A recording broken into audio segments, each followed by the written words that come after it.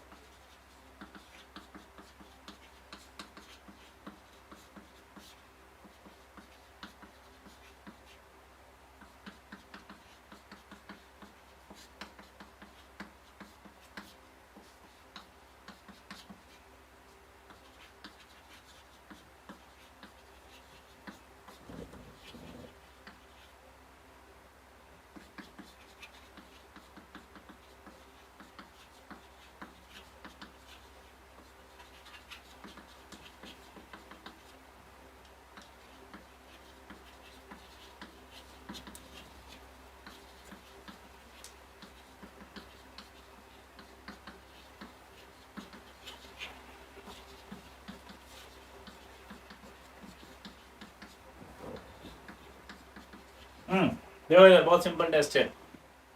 यहाँ अगर बात करें तो Cl की जब लेड नाइट्रेट से रिएक्शन कराएंगे तो ऑब्वियस सी बात है, क्या बनेगा? PbCl2। और PbCl2 का व्हाइट PPT बन जाएगा। इसी तरह से Br माइनस की कराएंगे तो PbBr2। PbBr2 का आपके क्या बन जाएगा? व्हाइट PPT बन जाएगा। इसी तरह से अगर हम I माइनस की कराएंगे तो PbI2 बनेगा। PbI2 का आपका येलो PPT बन जाएगा। ठीक है। PbCl2 जो होता है वो स्पेरिंगली सॉल्युबल होता है इन कोल्ड वाटर। यहाँ पर इनसॉल्युबल भी बोल सकते हैं। क्या होता है वो? Sparingly soluble. स्पेरेंगली सॉल्युबल का मतलब होता है पार्शियल सॉल्युबल, यानी कि कम सॉल्युबल। ठीक है। और जब उसे थोड़ा सा वार्म कर देंगे तो वार्म करने पर वो कंप्लीट सॉल्युबल हो जाएगा। ठीक है। PbBr जो होगा वो हॉट वाटर में सॉल्युबल होगा। और PbI2 जो होगा वो आपका सॉल्युबल होगा बॉइल वाटर में, यानी कि बॉइल करेंगे तब। ठीक है। अब ये जो हमारे पास दो टेस्ट हमने पढ़े थे पिछली क्लास में, मैंने बोला था कि जब हम AgCl AgBr और AgI की रिएक्शन करवा रहे थे और उसको सॉल्युबल करवा रहे थे किसके साथ? अमोनिया के साथ। तब मैंने आपसे एक बात बोली थी कि यार ये ऐसा क्यों हो रहा है कि AgCl तो कंप्लीट सॉल्युबल था अमोनिया में, पार्शियल सॉल्युबल था AgBr, और वो जो था आपका बहुत कम सॉल्युबल था। कौन? AgI, वो इनसॉल्युबल ही हो गया था। तो मैंने आपसे कहा था कि यार ये सॉल्युबिलिटी में वेरिएशन क्यों आ रहा है, मैं आपको आगे बताऊंगा। इसी तरह से पानी में भी ये वेरिएशन क्यों आ रहा है कि ये स्पेरिंगली सॉल्युबल, ये बताइए वार्म वाटर के अंदर सॉल्युबल, ये हॉट वाटर में, और फिर ये बॉइल्ड वाटर में। तो रीजन समझना आप।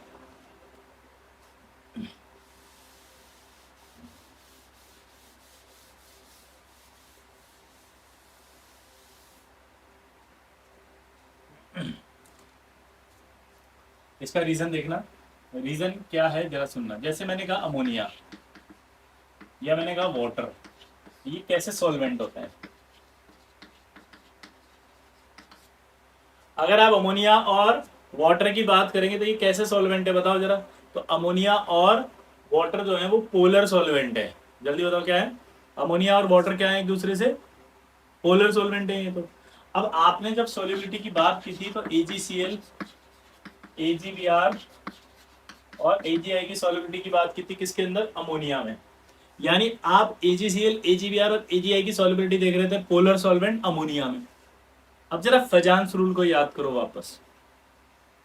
फजांस रूल क्या कहता था कि ClBr I के अंदर अगर I माइनस की बात करेंगे तो I माइनस का पोलराइजेशन सबसे ज्यादा होगा क्योंकि साइज बड़ा है। अगर I माइनस की बात करेंगे और I माइनस का पोलराइजेशन सबसे ज्यादा होगा क्योंकि साइज बड़ा है, तो कोवेलेंट कैरेक्टर ज्यादा आएंगे। अगर इसमें कोवेलेंट कैरेक्टर ज्यादा आएंगे तो आप सबको पता है कि कोवेलेंट कैरेक्टर अगर ज्यादा आएंगे तो ये पानी में या अमोनिया में कम सॉल्युबल होने लगेगा। क्यों? क्योंकि कोवेलेंट कैरेक्टर आने पर उसकी सॉल्युबिलिटी पोलर सॉल्वेंट में घट जाती है। इसीलिए जब AgCl की बात करते हैं तो AgCl सॉल्युबल होता है, AgBr पार्शियल सॉल्युबल होता है, और AgI जो है वो इनसॉल्युबल हो जाता है अमोनिया में, क्योंकि इसके अंदर पोलराइजेशन ज्यादा होगा, कोवेलेंट कैरेक्टर ज्यादा आएंगे, इसलिए इनसॉल्युबल हो जाएगा। ठीक है। इसी तरह से जब आपने अभी थोड़ी देर पहले पढ़ा PbCl2 PbBr2 और PbI2 के बारे में, तो आपने पढ़ा PbCl2 PbBr2 और PbI2, तो इनके बारे में जब आपने पढ़ा तो इसमें क्या पढ़ा? यहां भी आप जाएंगे तो आई का साइज बड़ा हो गया। अगर ये आई का साइज बड़ा हो गया तो क्या होगा? आई का साइज अगर बड़ा हो गया तो यहाँ पोलराइजेशन ज़्यादा होगा, अगर पोलराइजेशन ज़्यादा होगा तो कोवेलेंट कैरेक्टर ज़्यादा आएंगे, कोवेलेंट कैरेक्टर ज़्यादा आएंगे तो ये भी पोलर सॉल्वेंट में कम सोल्यूबल होगा, यानी कि ये आपका कम सोल्यूबल होगा। इसीलिए सॉल्युबिलिटी की बात करी तो ये आपका पार्शियल सोल्यूबल था, ये इनसोल्यूबल और ये बिल्कुल इनसोल्यूबल। ये वार्म वाटर में सोल्यूबल हुआ, ये हॉट में हुआ और ये बॉइल में हुआ। तो रीजन समझ में आया सॉल्युबिलिटी के कि ये क्यों इस तरह से डिफरेंट बिहेवियर शो कर रहे थे तीनों। क्लियर? ये आपके टेस्ट हो गए जो कॉमन टेस्ट हैं, जो कि Cl minus Br minus I minus तीनों एक साथ एक जैसे कॉमन दे रहे हैं टेस्ट। अब हम पढ़ने वाले हैं इनके स्पेसिफिक टेस्ट।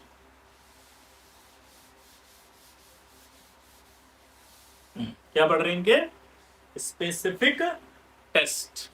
स्पेसिफिक टेस्ट की हम बात करते हैं तो स्पेसिफिक टेस्ट का मतलब समझना है, ये वो टेस्ट होते हैं स्पेसिफिक जो ये खुद देते हैं, यानी कि उनकी हेल्प से हम इनको कंफर्म आइडेंटिफाई कर सकते हैं बिना किसी कंफ्यूजन के। और उस स्पेसिफिक टेस्ट में सबसे इंपॉर्टेंट आ रहा है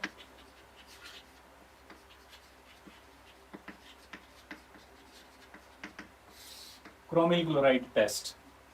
सबसे इंपॉर्टेंट कौन सा आ रहा है? Chromyl chloride test. सबसे इंपॉर्टेंट कौन सा आ रहा है जल्दी बताओ? Chromyl chloride test. यहां ब्रैकेट में आप लिखना specific test for Cl minus ion. यहां क्या लिखोगे आप? Specific test for Cl minus ion. ये स्पेसिफिक टेस्ट होगा Cl माइनस आयन का। अब इसको करते कैसे हैं वो मैं लिख रहा हूं पहले।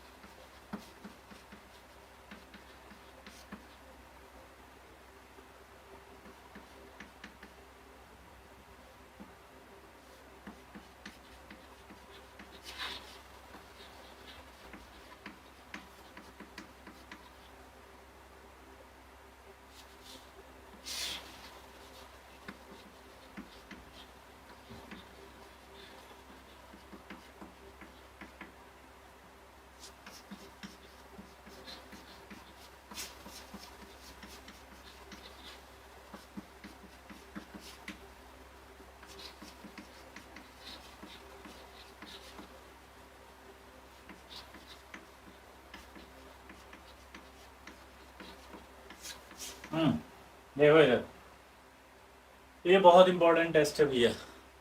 पैराग्राफ जरूर आता है इसमें से, पैराग्राफ नहीं तो सिंगल करेक्ट, सिंगल करेक्ट नहीं तो मल्टीपल करेक्ट। वो बहुत आसान है। सॉलिड मिक्सचर, फिर कंसंट्रेटेड H2SO4, फिर आपके डालते हैं इसमें सॉलिड K2Cr2O7। मतलब समझना इसको करते कैसे हैं। इसको करने का एक सिंपल तरीका होता है। मान लीजिए टेस्ट ट्यूब लिया आपने, आपको जो मिक्सचर दिया था ना वो डायरेक्ट मिक्सचर इसमें डालना है। सोडा एक्सट्रैक्ट सोल्यूशन नहीं बनाना है यहाँ पर। अब क्या बोला मैंने बताओ? यहाँ पर सोडा एक्सट्रैक्ट सोल्यूशन नहीं बनाना है। क्या बोला जल्दी बताओ मैंने? यहाँ पर सोडा एक्सट्रैक्ट सोल्यूशन नहीं बनाना। डायरेक्ट जो मिक्सचर लिया वो लिया और मिक्सचर को इसमें डाल दिया। मिक्सचर को इसमें डालने के बाद इसमें थोड़ा सा few drops of concentrate H2SO4 डाल दिया और सॉलिड K2Cr2O7 डाल दिया। ठीक है, जैसे ही डालेंगे और आप इसे हीट करेंगे, हल्का सा हीट करना, वार्म वार्म करते ही अचानक से रेडिश ब्राउन फ्यूम्स बाहर आएंगी।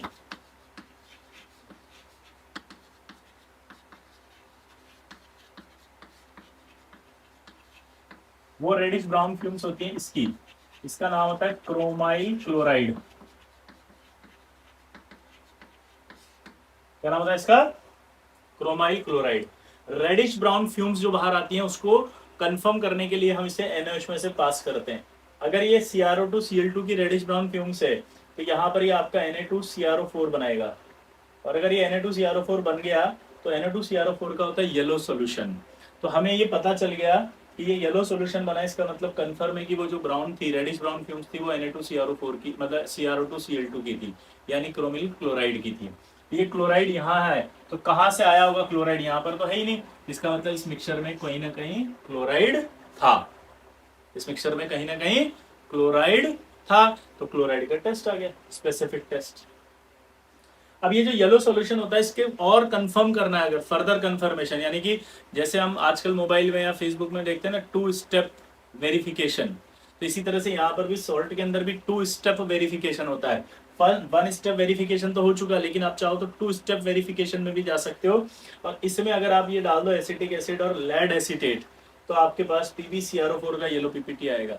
अगर ये येलो पीपीटी आ गया तो ये फिर से सेकंड स्टेप में भी कंफर्म हो गया कि यार ये पक्का यहाँ पर CrO2Cl2 था। डाइफिनाइल कार्बेजाइड, तो डाइफिनाइल कार्बेजाइड डाला अपन ने तो उसके अंदर वॉयलेट कलर आएगा। ये सिर्फ जस्ट इंफॉर्मेशन है, ठीक है। मेन रिएक्शन ये आई, ये मैंने इंफॉर्मेशन के लिए दिए ताकि अगर कभी पैराग्राफ बन के उसके अंदर आपको इसका रिजल्ट दे देते हैं आइडेंटिफाई करने के लिए, तो आपको पता होना चाहिए। ये ऑर्गेनिक का वैसे H2O2 और ऑर्गेनिक सॉल्वेंट, ये भी हमारे काम आएगा, बहुत इंपॉर्टेंट है ये भी, ये आगे पढ़ेंगे है ना।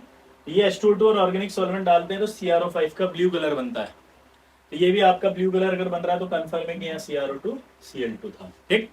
ये आपको पूरे अच्छे से दिमाग में पहले तो इसको बिठाओ, ठीक है, जल्दी से बिठाओ इसको। 5 मिनट दे रहा हूँ, दिमाग में बिठा लेना। वीडियो पॉज करेंगे, पहले इसको अच्छे से दिमाग में बिठाएंगे। सब पॉज करो 5 मिनट के लिए, बंद करो, क्लिक करो। हाँ, वेरी गुड। अब इसको लर्न करो सब, चलो। Solid mixture plus concentrate H2SO4 plus K2Cr2 solid, तो रिएक्टेंट याद हो गए। सॉलिड मिक्सचर, फिर आपने डाला उसके अंदर कंसंट्रेट H2SO4, फिर आपने डाला उसके अंदर आपका सॉलिड K2Cr2, फिर वार्म किया। वार्म करने से क्या हुआ? रेडिश ब्राउन फ्यूम्स निकली। ऑब्जर्वेशन पर ध्यान देंगे सब, याद करो ऑब्जर्वेशन। कौन सी फ्यूम्स निकली जल्दी बताओ? रेडिश ब्राउन फ्यूम्स बाहर आई। कौन सी फ्यूम्स बाहर आई जल्दी बताओ? रेडिश ब्राउन फ्यूम्स बाहर आई। रेडिश ब्राउन फ्यूम्स बाहर आने के बाद आपने देखा कि वो रेडिश ब्राउन फ्यूम्स थी CrO2Cl2 की। किसकी थी? CrO2Cl2 chromyl chloride. किसकी थी जल्दी बताओ? क्रोमिल क्लोराइड, ये क्रोमिल क्लोराइड था। फिर इसको NH में से पास किया तो Na2CrO4 बना। Na2CrO4 की येलो सॉल्यूशन, Na2CrO4 का क्या बन गया? Yellow solution. तो Na2CrO4 का येलो सॉल्यूशन आया और उसके बाद इसमें आपने क्या डाल दिया? एसिटिक एसिड प्लस PbCrO4, ठीक है, sorry, acetic acid plus lead acetate, तो रिएक्ट करके क्या बना? वो PbCrO4, उसका येलो पीपीटी। डाइफिनाइल कार्बेजाइड डाला तो आपने क्या बना? उसका वॉयलेट कलर। और H2O2 in presence of organic solvent डाला तो क्या बना आपके पास? CrO5 का ब्लू कलर। क्लियर? ये ऑब्जर्वेशन दिमाग में आपके बैठ गई। चलिए, पोस्ट खत्म। अब वापस से सुनना। अब यहाँ पर सवाल कैसे कैसे आएंगे। पहला सवाल तो है कि रिएक्शंस कैसे हुई ये बताओ। तो अज्यूम कर लेते हैं कि यहाँ पर हो सकता है कि NaCl रहा हो। जब वो कंसंट्रेटेड H2SO4 से रिएक्ट करेगा तो टेस्ट विद एसिड की तरह HCl बनेगा। K2Cr2 जब ये रिएक्ट करेगा इससे कंसंट्रेट H2SO4 से, ये बनाएगा CrO3। और जब आप हीट कर रहे थे तो ये CrO3 और HCl आपस में फ्यूज होकर के बना रहे थे CrO2Cl2, और ये CrO2Cl2 को फिर आपने पास किया था NaOH से, जिससे बना था आपका Na2CrO4। तो रिएक्शंस कैसे हुई समझ में आया?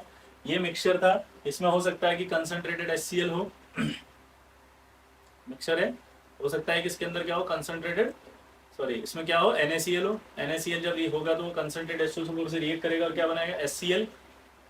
K2Cr2 से रिएक्ट करेगा तो कंसंट्रेटेड H2SO4 क्या बनाएगा? CrO3। ये दोनों आपस में फ्यूज होंगे तो क्या बनेगा? CrO2Cl2। CrO2Cl2 जब NaOH से पास करेंगे तो बनाएगा आपका Na2CrO4। क्या बनाएगा? Na2CrO4। क्लियर सबको? आया ना? अब ये तो हो गई रिएक्शंस। अब इसमें सवाल क्या क्या आएंगे ये समझना। अब इसमें जो सवाल आएगा पहला कि NaOH से पास क्यों किया। यहीं पर तो पता लग रहा है कि रेडिश ब्राउन फ्यूम से तो CrO2Cl2 है, नहीं पता चल रहा। क्यों? क्योंकि आपने मिक्सचर लिया है, कंसंट्रेट H2SO4 लिया है। अगर यहाँ Br माइनस हुआ मिक्सचर में सपोज, तो वो कंसंट्रेट H2SO4 से रिएक्ट करके Br2 बना देगा, और Br2 की भी रेडिश ब्राउन फ्यूम्स होती हैं। Br2 की भी अगर रेडिश ब्राउन फ्यूम्स होंगी तो आप कंफ्यूज हो जाएंगे। Br2 की भी अगर रेडिश ब्राउन फ्यूम्स हुई तो आपको कैसे पता चलेगा कि वो CrO2Cl2 की? आपको तो सिर्फ रेडिश ब्राउन फ्यूम्स नजर आ रही है भाई, दिखाई तो रेडिश ब्राउन फ्यूम्स ही दिख रही है। अरे दिखाई तो रेडिश ब्राउन फ्यूम्स ही है। तो अब उसे कंफर्म करना है। हाँ, क्या करना है? कंफर्म। श्रेयस नल्लेवार कंफर्म करेगा, आया ना? तो अब कंफर्म करो। एक बात तो है, ऐसा लगता है बस श्रेयस नल्लेवार ही पढ़ रहा है, बस डाउट ही वही पूछता है, कुछ भी हो जाए भले ही से, और बाद में जब मैं आंसर बताता हूं तो कहता oh got it, I forgot sir, oh got it.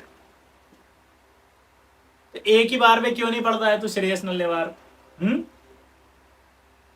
और आजकल अरिन ऐसा लगता है वो तो कोप भवन में चला गया, पता ही नहीं है, डाउट ही नहीं है, कुछ नहीं है, ग्रुप पे एक्टिव ही नहीं है, पता नहीं वीडियो सुनता है कि नहीं सुनता। आजकल बैकलॉग चल रहा है तुम्हारा सबका, मुझे ऐसा लग रहा है। सब बेटा रिलैक्स हो, एंजॉय कर रहे हो फुल, और जब कभी एग्जाम आ जाएगा तो सब एक साथ उमड़ पड़ोगे। नहीं साहब अब कैसे करें भाई, अभी तो बहुत सारा टाइम हमारे पास है ही नहीं सर, टेस्ट आ गया, बैकलॉग हो गया। बैकलॉग वैकलॉग नहीं है बेटा, टेस्ट में यही दूंगा पूरा का पूरा, याद रख लेना, ये अच्छे से लर्न कर लो फटाफट। होमवर्क दे दिया मैंने आपको शीट के अंदर, क्लास ए का सब ग्रुप 1 कंप्लीट कर लेना। आप शीट का होमवर्क नोट करो, और क्लोराइड ब्रोमाइड आयोडाइड इनके भी एक्सरसाइज 1 और 2 में कंप्लीट कर लेना, और डीपीपी सारी कर लेना, ये होमवर्क है। ठीक है, अगले संडे को इसका पूरा डिस्कशन होगा अच्छे से। क्लियर? हाँ, तो अब समझ में आया कि Br2 भी हो सकती थी। तो अगर Br2 हो सकती थी तो ये Br2 भी आपके वो दे देती रेडिश ब्राउन फ्यूम्स। तो अब क्या करें? इसलिए NH में से पास कराते हैं। क्यों? क्योंकि जब Br2 NH में से पास कराएंगे तो कलरलेस सॉल्यूशन बनाएगी, और इसको जब पास कराया NH में से तो इसने क्या बनाया? Yellow solution. दोबारा सुनना, Br2 अगर NH में से पास कराएंगे तो कलरलेस सॉल्यूशन बनेगा, और अगर हम यहां पर किसको पास करा रहे हैं बोलो, CrO2Cl2 को, तो क्या बन रहा है? Yellow solution. तो अगर Br2 होती तो कलरलेस बनता, और ये है तो येलो बनेगा। ठीक, अब एक और डाउट आएगा कि सर फिर तो Br2 है तो भी पता चल गया, CrO2Cl2 तो भी पता चल गया, तो सर इसको Br2 का स्पेसिफिक टेस्ट क्यों नहीं कहते? उसका रीजन सुनो। Br2 का स्पेसिफिक टेस्ट इसलिए नहीं कहते क्योंकि अगर Br2 के साथ ये CrO2Cl2 हुआ तो Br2 आइडेंटिफाई नहीं हो रही है। क्यों? क्योंकि Br2 कलरलेस बनाएगी और ये येलो बनाएगा, तो जब ये दोनों होंगे तो ओवरऑल सॉल्यूशन तो येलो दिखाई देगा आपको, और अगर ओवरऑल सॉल्यूशन येलो दिखाई देगा ओवरऑल सॉल्यूशन अगर येलो दिखाई देगा, ओवरऑल सॉल्यूशन अगर येलो दिखाई देगा, तो फिर Br है कि नहीं मुझे कैसे पता चला? लेकिन अगर Br है और CrO2Cl2 भी है तब भी येलो दिखेगा, तो Br की प्रेजेंस में भी आपको CrO2Cl2 है इसका पता तो चल गया ना। इसका मतलब स्पेसिफिक टेस्ट तो फिर Cl का हुआ ना, जिसने Br की प्रेजेंस में भी अपना टेस्ट दिया है। आराम से समझो, CrO2Cl2 हुआ और Br माइनस हुआ, ये दोनों अगर हुए, और अगर इन दोनों को साथ में रख दें और NH में से पास करें तो कौन सा सोल्यूशन दिखेगा? आप येलो। येलो दिखने से आप बोल दोगे CrO2Cl2 है। Br2 है या नहीं मुझे क्या पता, क्योंकि वो तो कलरलेस दे रही थी। क्लियर? तो अब सवाल ये पूछेगा कि अगर मान लो इस टेस्ट में रेडिश ब्राउन फ्यूम्स निकलती है तो क्या आप कंफर्म बोल सकते हो यहाँ पे कि ये सिर्फ Br2 की है या CrO2Cl2 की है? तो आंसर है नो। ब्राउन फ्यूम्स निकलने पर कुछ नहीं बोल सकते। NH में से पास कराने पर कंफर्म बोल सकते हो आपकी ये CrO2Cl2 की है। यस, क्योंकि अगर येलो सॉल्यूशन दिख रहा है तो कंफर्म बोल सकते हैं। ये 2 स्टेप वेरिफिकेशन थे। तो क्लियर? 2 सवाल समझ में आ गए। तीसरा सवाल, तीसरा सवाल ये है कि solid mixture plus concentrate H2SO4 लिया और यहाँ K2Cr27 लिया। ये K2Cr27 जब ले रहे हो तो अपने एक सवाल हमने पढ़ा था कल कि अगर Cl माइनस हो, कंसंट्रेट H2SO4 और MnO2 था, तो MnO2 होने पर वहां Cl2 बन रही थी। तो सर यहाँ पर फिर Cl2 क्यों नहीं बनी, यहाँ CrO2Cl2 क्यों बना? तो उसका रीजन देखो, हमने ये सॉलिड लिया है। सॉलिड जब लेंगे तो क्रोमियम +6 की जो कंसंट्रेशन है वो तो बहुत कम रहेगी, और कम कंसंट्रेशन अगर होगी तो हमने पढ़ा था वहां पर जो रेडॉक्स पढ़ा रहे थे, जबकि कंसंट्रेशन अगर कम होती है तो इलेक्ट्रोड पोटेंशियल घट जाते हैं। इलेक्ट्रोड पोटेंशियल घट जाएंगे तो फिर वो स्ट्रॉन्ग ऑक्सीडाइजिंग एजेंट है वो भी नहीं रहेगा, कम हो जाएगा वो। तो आपको नोट करके लिखना पड़ेगा कि solid K2Cr27 has low concentration of chromium +6, so it acts as a weak oxidizing agent, and Cl- also a weak reducing agent, hence non-redox reaction will occur and CrO2Cl2 is formed। इसको note कर लेना जो मैंने बोला, post करके आराम से देख के फिर लिखना, ठीक है। तो नॉन रेडॉक्स रिएक्शन होगी, रीजन समझ में आ गया। दूसरा एक सवाल पूछता है कि यार ये जब आप इसके अंदर लेड एसीटेट डाल रहे हो तो वो तो डायरेक्ट इससे रिएक्ट करके आपके PbCrO4 बना देगा, एसिडिक एसिड क्यों डाल रहे हो आप, सेकंड क्वेश्चन है ये। तो एसिडिक एसिड क्यों डाल रहे हो इसका रीजन सुनना। यहां आपने NaOH लिया था, ये NaOH के अंदर बना हुआ है, NaOH बेसिक है, ये एम्फोटेरिक है। हमने कहा था लेड के सारे पीपीटी जो होंगे NaOH में सोल्यूबल होंगे एक्सेस में। तो अगर आपने क्या किया, इससे रिएक्ट इससे कराई और ये बना और NaOH ऐसा का ऐसा ही पड़ा रहा तो NaOH में सोल्यूबल हो जाएगा, सोल्यूबल हो गया तो येलो पीपीटी दिखेगा नहीं। तो 2 स्टेप वेरिफिकेशन के अंदर आपको कंफ्यूजन क्रिएट हो जाएगा तुरंत कि यार वहां येलो बन रहा है तो यहाँ पीपीटी क्यों नहीं बन रहा, तो आप कंफ्यूज हो जाएंगे। आप जो श्योर थे अब डाउट हो जाएगा आपको। तो वो कह रहा है कि एसिटिक एसिड आप इसलिए डालो क्योंकि ये एसिटिक एसिड इस NaOH को न्यूट्रलाइज करेगा, ये एसिटिक एसिड इस NaOH को न्यूट्रलाइज करता है। ये एसिटिक एसिड इसको न्यूट्रलाइज करेगा जिससे कि ये रिएक्ट करेगा, इससे ये बनाएगा PbCrO4 और ये PbCrO4 आपका चलता रहेगा। Clear clear. अब अगला सवाल, वाई ओनली एसिटिक एसिड। आपने साहब एसिटिक एसिड ही क्यों लिया, फिर तो कोई और एसिड भी ले सकते थे आप। तो वाई ओनली एसिटिक एसिड, तो वाई ओनली एसिटिक एसिड इसलिए क्योंकि एसिटिक एसिड में ही ये इनसॉल्युबल है। आपको पता है ये एम्फोटेरिक है, लेड एम्फोटेरिक होता है तो किसी भी एसिड में सॉल्युबल हो सकता है, तो एम्फोटेरिक तो एसिड में भी सॉल्युबल हो सकते हैं। तो लेड क्रोमेट एसिटिक एसिड में इनसॉल्युबल होता है, तो अगर ये एसिड लेंगे तो ये सिर्फ इसको ही कम करेगा,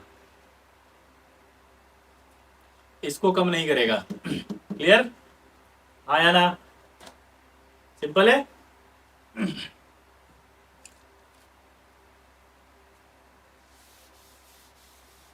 तो अगला सवाल आप नोट करके लिख लेंगे ना कि वाई एसिटिक एसिड यूज, तो आंसर लिखेंगे टू न्यूट्रलाइज NaOH सॉल्यूशन। दूसरा why only acetic acid is use, तो उसका रीजन लिखेंगे because PbCrO4 is amphoteric and it is also soluble in acid but it is insoluble in acetic acid, so acetic acid, only acetic acid is used। clear आया ना।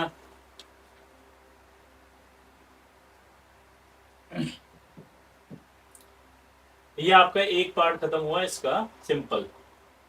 Clear. तो chromic chloride के जो सवाल है 2 से 8 वो तो हो गए सिंपल। अब सवाल और आते हैं।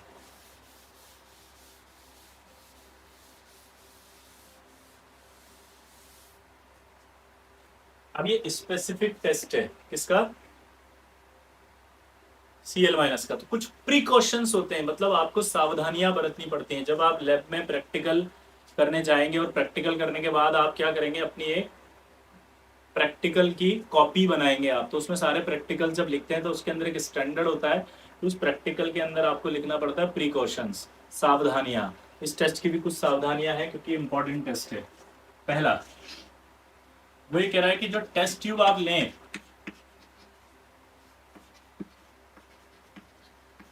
वो मस्ट बी ड्राई, वो ड्राई होनी चाहिए, पानी नहीं होना चाहिए उसके अंदर। अगर हल्का फुल्का भी पानी हुआ तो फिर टेस्ट में कुछ गड़बड़ हो जाएगी।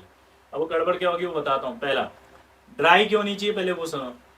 ड्राई इसलिए होनी चाहिए कि अगर हल्का सा भी पानी हुआ तो ये जो CrO2Cl2 बनता है, ये CrO2Cl2 इस पानी से हाइड्रोलाइज होकर के क्रोमिक एसिड बना देगा। क्या बना देगा ये, क्रोमिक एसिड। तो फिर ये हाइड्रोलाइज होकर के एसिड बन जाएगा और CrO2Cl2 दिखेगा ही नहीं। तो आपको टेस्ट ट्यूब इसलिए ड्राई लेनी है। इसीलिए अपन ने ये टेस्ट सोडा एक्सट्रैक्ट सॉल्यूशन से नहीं किया। याद है सॉलिड मिक्सचर था वहां पर, मिक्सचर सॉलिड K2CR2 7 और हल्का सा कंसंट्रेट H2SO4। दूसरा NO3 और NO2 माइनस मस्ट एब्सेंट, ये एब्सेंट होने चाहिए। उसका रीजन क्या है कि अगर ये दोनों हुए तो ये Cl माइनस जो है उससे रिएक्ट कर लेंगे और रिएक्ट करके NOCl बना देंगे। अब ये NOCl क्या होता है? कोवेलेंट कंपाउंड है। NOCl बन जाएगा और NOCl क्या है? Covalent compound. और ये जो कोवेलेंट कंपाउंड है तो फिर इसमें Cl माइनस कहाँ रहा? ये एक कोवेलेंट कंपाउंड है और इस कोवेलेंट कंपाउंड में Cl माइनस तो है ही नहीं। अगर Cl माइनस ही नहीं तो टेस्ट कहाँ से आएगा? क्लियर? तो इसलिए ये टेस्ट नहीं दे पाएगा अगर ये दोनों हो गए तो। ठीक, अगला थर्ड, ClO3 मस्ट एब्सेंट। ये एब्सेंट होना चाहिए। क्यों? क्योंकि अगर ClO3 हुआ तो वो Cl माइनस से रिएक्ट करके ClO2 बना देगा। ये ClO2 क्या होता है? एक्सप्लोसिव। बूम, लैब में अचानक एक्सप्लोजन हो जाएगा। एक्सप्लोजन हो जाएगा तो टेस्ट ट्यूब फट सकती है, तो आपके नुकसान हो सकता है। आप तो ये एब्सेंट होना जरूरी है। ठीक है, क्लियर? तो यहां पर आपके प्रॉब्लम हो जाएगी। ये सारे के सारे आपके प्रिकॉशंस हुए। इन प्रिकॉशंस के साथ और भी सवाल है, अभी देखो अगला।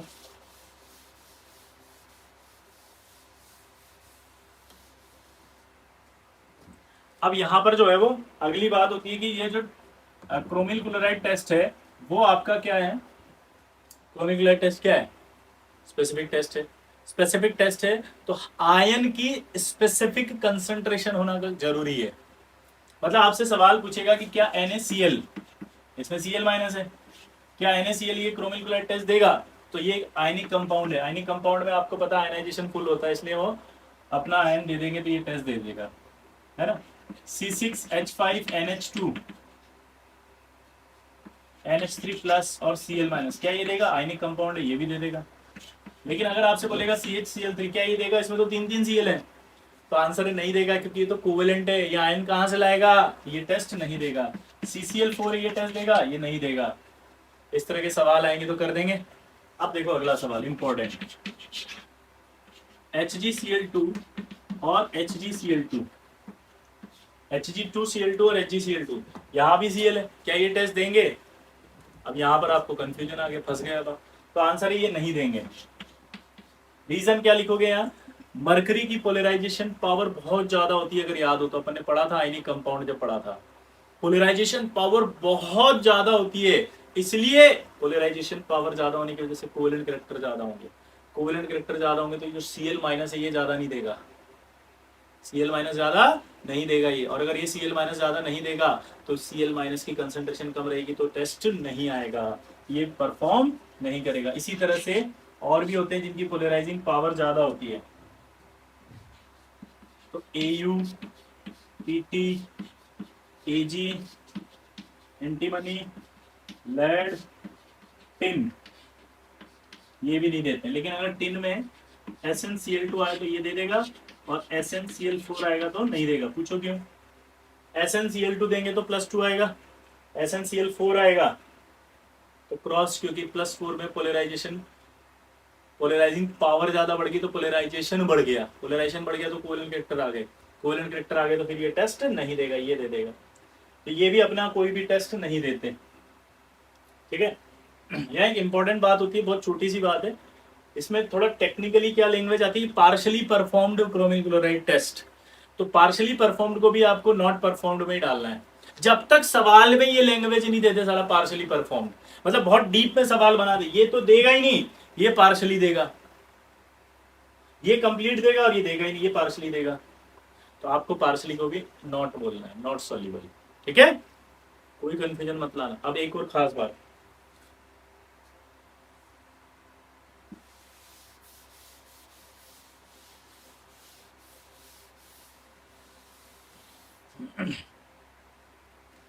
अब एक खास बात और है, ये जो टेस्ट होता है ना, इस टेस्ट के अंदर Cl2 गैस में also formed in this test.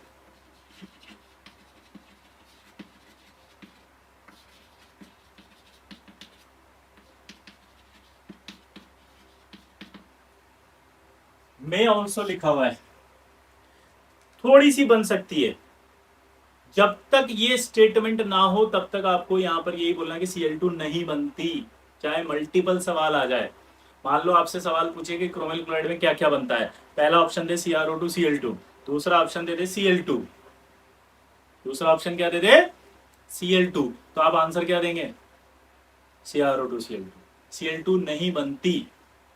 अब ये स्टेटमेंट का यूज कब करना, ये भी थोड़ा टेक्निकल है। एक्चुअली लैंग्वेज क्या आती है, ध्यान सुनना कि समटाइम्स, ये ऐसा नहीं होता कि हमेशा बनेगी, sometimes Cl2 may also formed in this test so sensitivity of this test is decreases।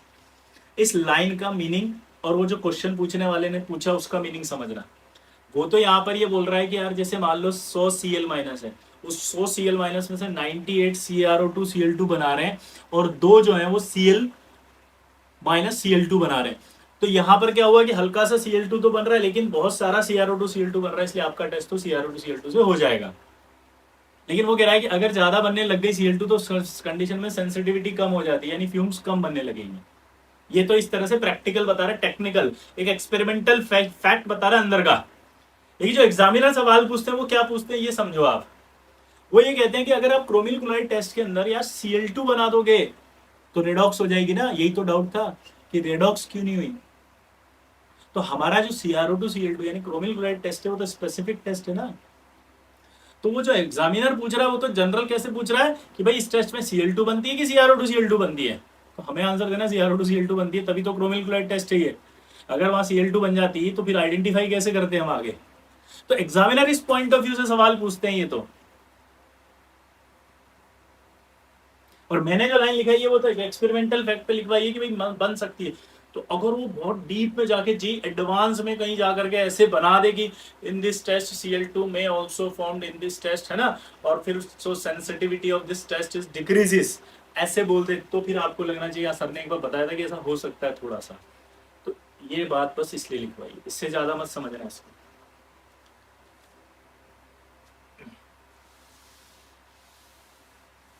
ये क्रोमिल क्लोराइड टेस्ट हो गया। अब इसके अंदर एक लाइन में आपको और सिखा देता हूं, disproportionation reaction. Disproportionation reaction, disproportionation reaction का मतलब क्या होता है देखो जरा। जैसे मान लो हमारे पास ये सल्फर आया और ये NaOH आया, सल्फर है और ये NaOH है। सॉल्ट की बात कर रहे हैं अभी अपन कि अगर कभी कोई non metal strong alkaline solution से रिएक्ट करता है तो वो डिस्प्रोपोर्शनेट हो जाता है। नॉन मेटल अगर स्ट्रॉन्ग अल्कलाइन सॉल्यूशन से रिएक्ट करता है तो वो डिस्प्रोपोर्शनेट हो जाता है। दोबारा बोलना, स्ट्रॉन्ग अल्कलाइन सॉल्यूशन से रिएक्ट करता है अगर नॉन मेटल तो डिस्प्रोपोर्शनेट हो जाता है। डिस्प्रोपोर्शनेशन का मतलब क्या होता है, मतलब ये होता है कि जिस स्टेट में ये ऑक्सीडेशन है इसका, जिस स्टेट में ये उस स्टेट से लोअर ऑक्सीडेशन स्टेट में जाएगा और एक हायर ऑक्सीडेशन स्टेट में जाएगा। जिस स्टेट में ये है उस स्टेट से ये लोअर ऑक्सीडेशन स्टेट में जाएगा और एक हायर ऑक्सीडेशन स्टेट में जाएगा। क्या होगा जल्दी बताओ। जिस ऑक्सीडेशन स्टेट में ये है उस ऑक्सीडेशन स्टेट से ये एक लोअर ऑक्सीडेशन स्टेट में जाएगा और एक हायर ऑक्सीडेशन स्टेट में जाएगा। क्लियर सबको। अब यहाँ कॉन्सेप्ट में बता रहा हूँ की पॉइंट की, जो लोअर ऑक्सीडेशन स्टेट होगी ना वो हमेशा ही लोएस्ट वाली होगी। क्या बोला जल्दी बताओ। जो लोअर ऑक्सीडेशन स्टेट होगी वो हमेशा ही लोएस्ट ऑक्सीडेशन स्टेट होगी। दोबारा बोलना, जो लोअर वाली ऑक्सीडेशन स्टेट होगी वो हमेशा ही लोएस्ट होगी। तो सल्फर की लोएस्ट होती है -2 यानी कि H2S प्रोडक्ट बनेगा। और जनरली जितना लोअर जाएगा उतना ही हायर जाएगा, यानी -2 जा रहा है तो +2 वाले प्रोडक्ट बनेगा, और +2 वाला प्रोडक्ट सल्फर का होता है थायो सल्फ्यूरिक एसिड। दोबारा से बोल रहा हूँ, लोअर वाली लोएस्ट बनेगी हमेशा। तो की पॉइंट दिमाग में रखो, लोअर वाली लोएस्ट, सल्फर की लोएस्ट कौन सी होती है -2 H2S, और जितना लोअर उतना हायर, -2 है तो +2। तो चार ऑप्शन देख के वैसे ही टिक कर दोगे आप। लेकिन प्रॉब्लम है कि ये तो एसिड बना है और मीडियम आपने लिया हुआ NaOH, और मीडियम जो NaOH है वो तो आपका एल्कलाइन है, और जो एल्कलाइन मीडियम है तो फिर तो ये वापस रिएक्ट करेगा इससे, और फाइनल प्रोडक्ट जो आएगा वो क्या आएगा Na2S।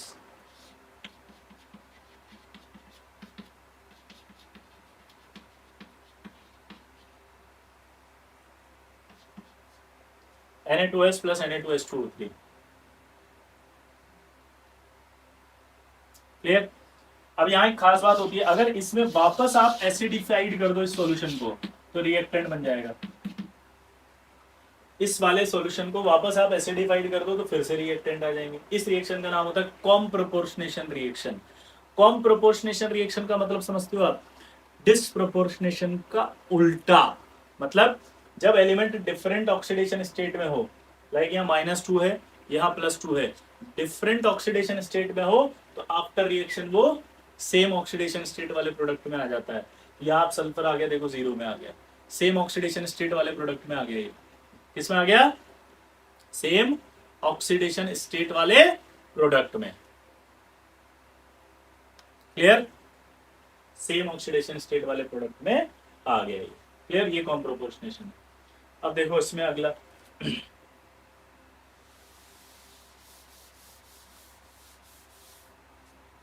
हमने कहा था, जैसे मान लो हेलोजेंस ले लेते हैं। हेलोजेंस के अंदर हम ले रहे हैं यहाँ पर Cl-, Br- और I-। Cl-, Br- और I- आया तो क्या मतलब निकला इसका कि ये हेलोजेंस है। F नहीं आएगी यहाँ पर क्योंकि F रिएक्शन देगी लेकिन ऐसे नहीं देगी वो। ठीक है, हेलोजेंस ने रिएक्ट किया NaOH के साथ तो क्या बना? लोएस्ट ऑक्सीडेशन स्टेट क्या होती है? -HX। और जितना लोअर उतना हायर यानी HOX। ये अपन ने लिया है अभी इसका कोल्ड एंड डाइल्यूट। ये रिएक्ट कर जाएगा NaOH से, ये बनाएगा NX। ये रिएक्ट कर जाएगा NaOH से और ये बनाएगा NaOX। वापस इसमें एसिडिफाइड कर दो, ये एसिडिफाइड हो गया। अगर ये एसिडिफाइड हो गया तो ये वापस क्या बन जाएगा? X2 plus NaOH। ये क्या बन गया? एसिडिफाइड। तो क्या बन जाएगा आपका? X2 प्लस NaOH, यानी कि कॉम प्रोपोर्शनेशन रिएक्शन होगी। अब अगर X2 प्लस NaOH में एक खास बात है, अगर मैंने ये हॉट एंड कंसंट्रेट ले लिया, क्या ले लिया बताओ? ये मैंने हॉट एंड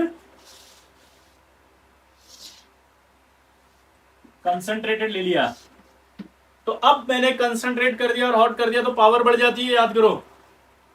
हॉट करते टेम्परेचर बढ़ गया तो पावर बढ़ेगी।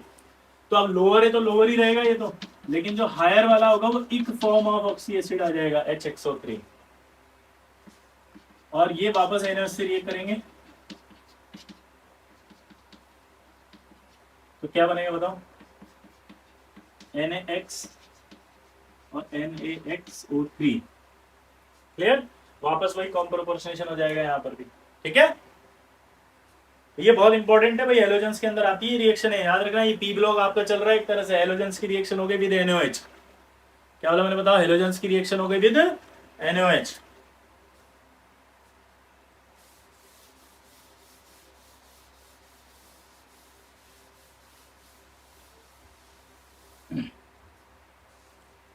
क्लियर सबको यहाँ तक आया ना? अब आगे की कहानी, फॉस्फोरस के साथ कराओ अगर रिएक्शन NaOH की, तो लोअर ऑक्सीडेशन स्टेट वाला क्या बनेगा? PH3 -3, याद है? Lower -3 PH3। और इसका एक प्रोडक्ट आपको याद रखना पड़ेगा, H3PO2 बनता है। ये तो बेस है, ये आपका क्या है? Plus acid. इसकी बेसिसिटी कितनी होती है? 1। तो ये तो NH से रिएक्ट करके NaH2PO2 बना देगा, यानी कि सोडियम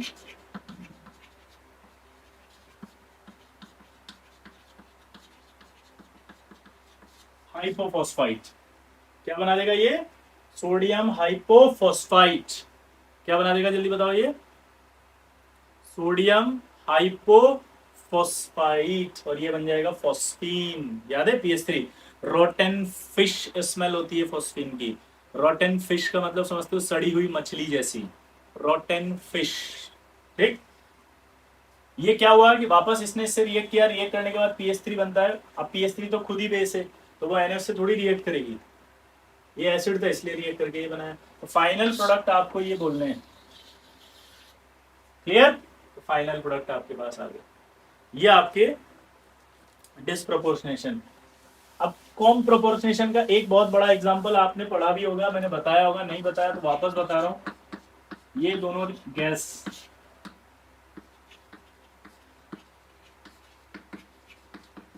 फॉर्म प्रोपोर्शनेशन रिएक्शन में क्या लिखोगे आप कि जब कभी reactant different different oxidation state में होते हैं तो after reaction same oxidation state वाला प्रोडक्ट बनाते हैं।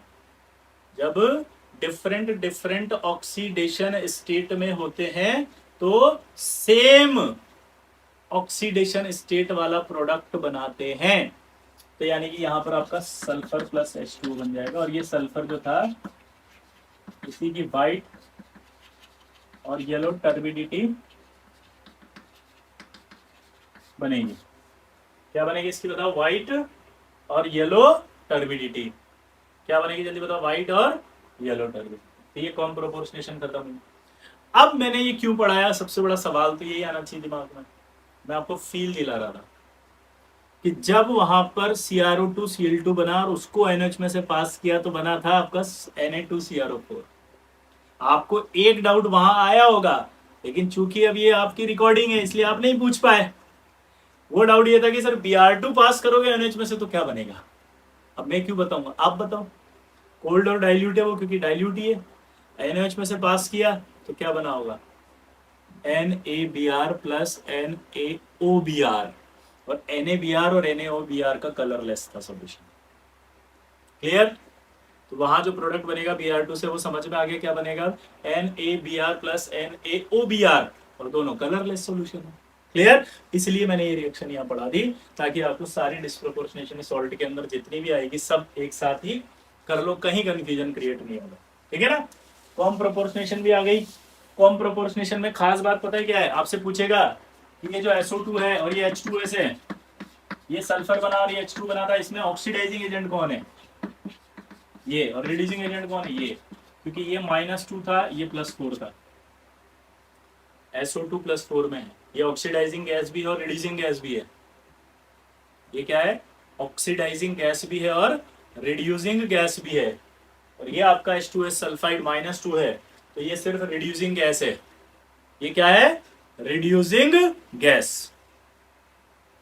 तो अगर ये दोनों साथ आएंगी तो इसी को यही रिड्यूसिंग की तरह बिहेव करेगी और ये ऑक्सीडाइजिंग की तरह बिहेव करेगी।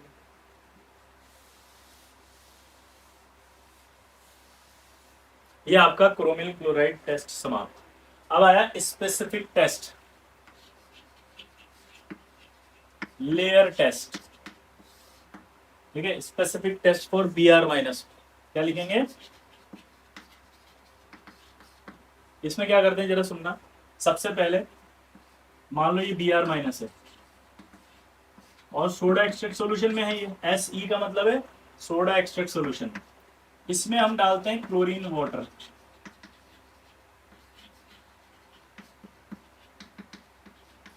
ड्रॉप वाइज डालते हैं, ड्रॉप वाइज डालने का मतलब है थोड़ा थोड़ा डालते हैं, कम, जिससे ये ऑक्सीडाइज होता है Br2 में। ये Br2 वापस इस Br- से रिएक्ट करती है और Br3- बनाती है।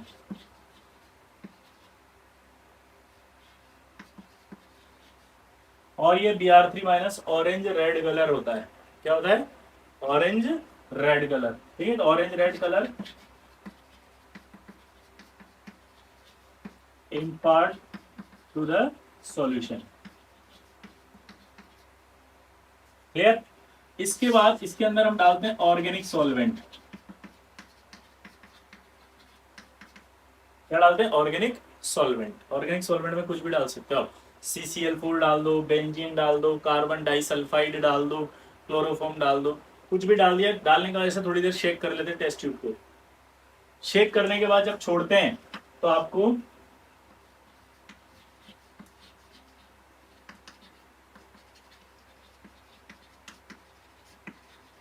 रेडिश ब्राउन लेयर दिखाई देती है। ठीक है, और ये रेडिश ब्राउन लेयर अगर दिख रही है आपको तो कंफर्म हो गया कि Br- है। अब इस टेस्ट को करते कैसे वो फील लेना आप। आपने कुछ नहीं किया यार, ये टेस्ट ट्यूब ली, सोडा एक्सट्रैक्ट सॉल्यूशन था, आपने कुछ नहीं किया, आपने सिर्फ Cl2 वाटर डाला ड्रॉप वाइज। Cl2 वाटर क्या था, एक ऑक्सीडाइजिंग एजेंट। उसने Br- अगर हो तो उसको Br2 में ले गया और Br2 ने वापस Br- से रिएक्ट की जो बची हुई थी, उससे बनाया Br3-। Br3- से सॉल्यूशन का जो कलर आ गया वो था orange red. Orange red colour आने के बाद आपने डाला ऑर्गेनिक सॉल्वेंट। अब इसमें कुछ भी डाल दो, बेंजीन, क्लोरोफॉर्म, कार्बन डाइसल्फाइड, कुछ भी। शेक कर दिया, छोड़ दिया। शेक करके जब आपने छोड़ा तो आपको वहां पर रेडिश ब्राउन लेयर नजर आ जाएगी। अब ये लेयर या तो एक्वा सॉल्यूशन के नीचे दिख सकती है या ऊपर दिख सकती है, डिपेंड करेगा ऑर्गेनिक सॉल्वेंट की डेंसिटी पे। क्योंकि डेंसिटी अगर ज्यादा हुई पानी से तो वो लेयर नीचे बन रही होगी पानी के अंदर, और अगर डेंसिटी कम हुई ऑर्गेनिक सॉल्वेंट की तो ऊपर बन रही होगी। ब्राउन रेडिश ब्राउन लेयर इस बात का सबूत है कि Br माइनस है। ठीक है, सवाल पूछेगा कि यहाँ पर ड्रॉप वाइज क्यों लिया, तो आपको लिखना है कि एक्सेस अमाउंट ऑफ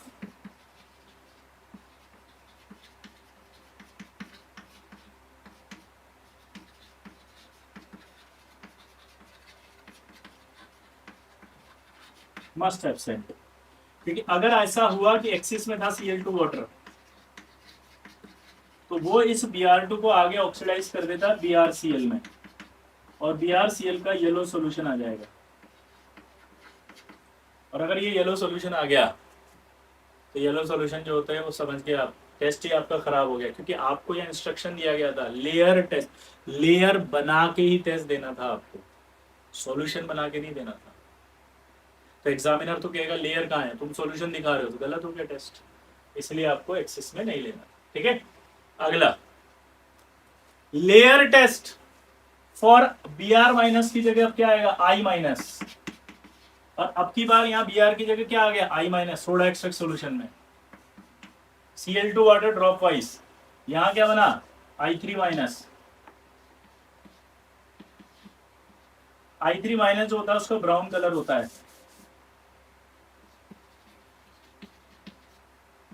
ठीक है, brown colour impart to the solution, organic solvent डाल दिया। अब यहां क्या आएगा, लेयर वॉयलेट लेयर आएगी। वॉयलेट लेयर आती है समझ जाएंगे I माइनस है। यहां भी excess amount of Cl2 water absent होना चाहिए, क्योंकि अगर यहां पर आपने access amount of Cl2 water लिया, ये क्या करेगा, इसको ऑक्सीडाइज कर देगा और बना देगा HiO3।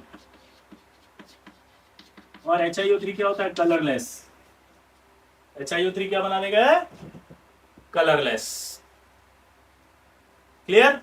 तो ये टेस्ट भी आपका स्पेसिफिक टेस्ट है, किसका, I माइनस का। अब यहां सवाल फिर से एक और आ गया कि अगर ये स्पेसिफिक टेस्ट है तो Br माइनस का भी स्पेसिफिक टेस्ट है, लेयर टेस्ट, इसका भी स्पेसिफिक टेस्ट है, लेयर टेस्ट। तो अगर ये दोनों साथ आ गए तो कैसे पता लगाओगे, दोनों साथ आ गए तो पता कैसे चलेगा कि स्पेसिफिक टेस्ट है। तो सुनो, अगर ये दोनों साथ हुए तो उस कंडीशन में पहले वॉयलेट लेयर आएगी, बाद में रेडिश ब्राउन लेयर आएगी। पूछो क्यों, क्योंकि यहां पर Cl2 वाटर I माइनस को ऑक्सीडाइज कर रहा है जिससे I3 माइनस बनेगा, फिर लेयर आएगी। और Br माइनस को ऑक्सीडाइज करेगा Br2 में, फिर लेयर आएगी।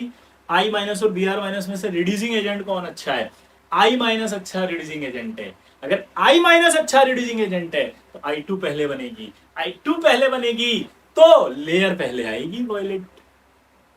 समझिए, तो नोट करके लिखना कि if Br minus and I minus both are simultaneously present, then violet layer comes first, reddish brown layer। ठीक है, पहला क्या लिखा, violet layer comes first followed by reddish brown layer। अब आगे लिखना, if reddish brown layer comes first it means I minus absent। Clear हो गया, क्योंकि अगर पहले आप रेडिश ब्राउन लेयर लेकर आ रहे हो तो कंफर्म है ना कि I माइनस तो एब्सेंट ही होगा। आया ना, फील आ रही है, पक्का फील आ रही है ना। ये आपके दोनों टेस्ट हो गए I माइनस, ठीक, और Br माइनस, दोनों स्पेसिफिक टेस्ट।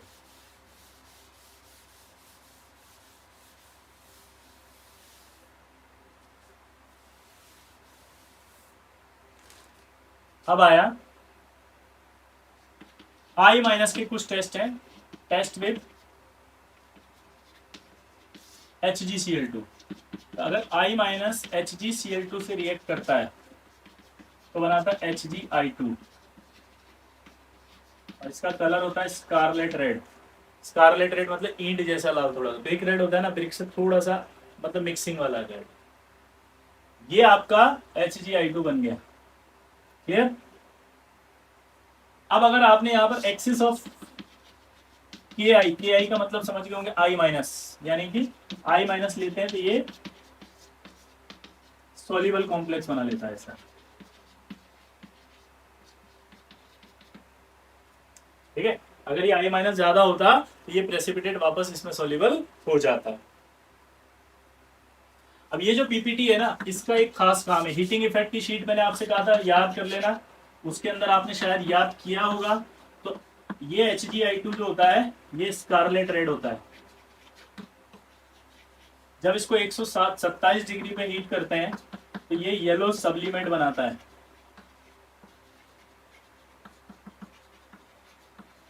क्या बनाता है ये? येलो सब्लिमेट, आपने याद किया होगा, मैं उम्मीद करता हूं। ठीक है, ये येलो सब्लिमेट बन गया। अब ये येलो सब्लिमेट जो बना, इसको कूल करें अगर अपन, तो कूल करने पर ये HgI2 बनता है और ये येलो कलर का दिखता है।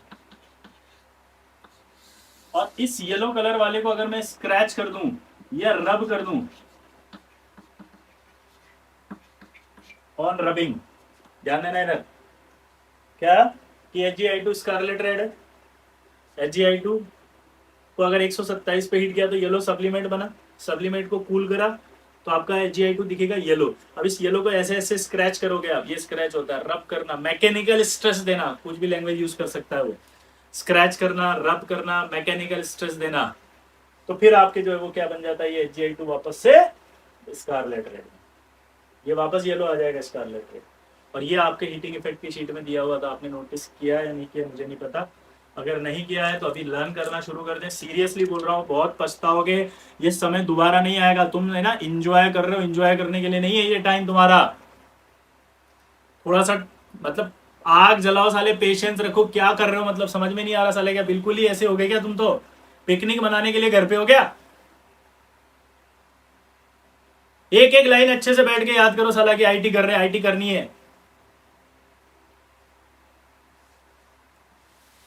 इकट्ठा हो जाएगा फिर याद नहीं होगा, फिर रोगे कि सर सॉल्ट में बहुत प्रॉब्लम आ रही है सर, सर बैकलॉग हो गया सर, सर कुछ समझ नहीं आ रहा सर, क्या करूं? मेरे पास आओगे तो मैं भी क्या करूंगा फिर?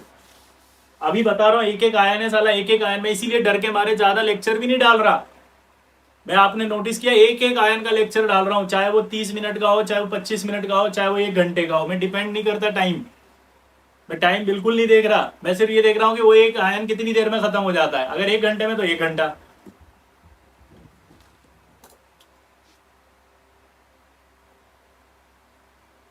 समझ रहे हो आप? अगला टेस्ट है, test with copper sulphate. Copper +2 जब I- से रिएक्ट करता है तो इनिशियली देखो आप क्या बनेगा, ये रिड्यूस कर देगा इसको, क्योंकि ये ऑक्सीडाइजिंग एजेंट है, ये रिड्यूसिंग एजेंट है। अगर आपको याद नहीं आ रहा तो याद करना, आयनिक कंपाउंड जब पढ़ाया था उसमें बताया था CuI2 डज नॉट एग्जिस्ट, क्योंकि ये रिड्यूस करेगा इसको और ये I2 में आ जाएगा। ये I- से वापस रिएक्ट करेगा तो नो डाउट क्या बनाएगा, Cu2I2।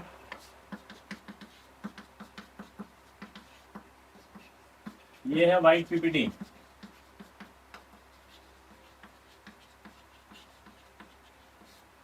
ब्राउन कलर, दोबारा सुनना, CuI2 डज नॉट एग्जिस्ट, ये आपका रिड्यूस हुआ इसलिए +1 में और ये I2 में गया, जो I- बचा था उससे ये रिएक्ट करके I3- का ब्राउन कलर, ये आपका बना रहा है Cu2I2 व्हाइट।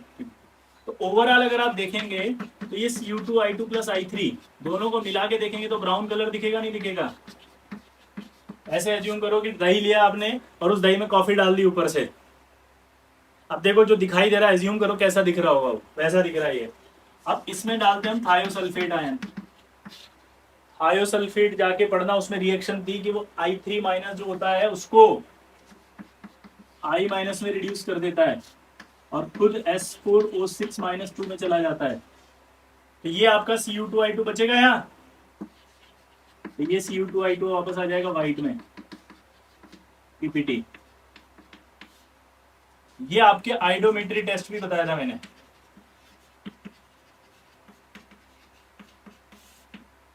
क्या बताया था? आइडोमेट्री टेस्ट। तो Cu2I2 + I3- से रिएक्ट कराया थायोसल्फेट, तो थायोसल्फेट ने I3- को I- में कन्वर्ट कर दिया, यानी I3- ब्राउन कलर का था, I- में कन्वर्ट हो गया, यानी कलरलेस हो गया, ये कलरलेस हो गया, और ये कलरलेस हो गया तो ये बना था साइड प्रोडक्ट, और ये Cu2I2 व्हाइट वापस आ गया। ठीक है, इस पर पैराग्राफ बनते हैं, इसलिए आपको पता है इंपॉर्टेंट है ये। ठीक, ये आपका क्लोराइड, ब्रोमाइड और आयोडाइड तीनों समाप्त। बाकी नेक्स्ट चल पे पढ़ेंगे, लर्न कर लेंगे। ठीक है।